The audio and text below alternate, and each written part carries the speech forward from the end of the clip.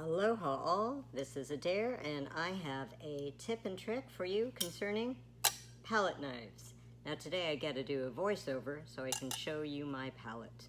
I've got a piece of paper underneath my glass palette so you can actually see the color, and the majority of people use these palette knives. They've got a little point, they're flat, but they also have this wedge. Do you see that? Where it cuts under.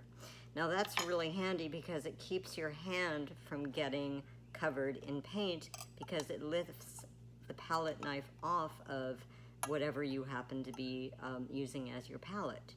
Now there's another type which I absolutely love. It's got the same design.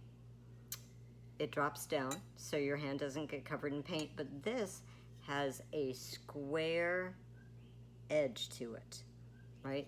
The nice thing about this is I can cut into my paint and put that paint down.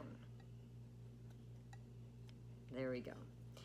And so I find these actually more useful than the pointy ones. Just a suggestion. Now, the nice thing about this is since you can cut into the paint, you can get a better sense of how much paint you're using so you can mix those paints. Now you can also scoop up the paint, flip it over. It's always a good idea to flip your palette back and forth, right? So this way you get as much blending as possible. Flip and flip.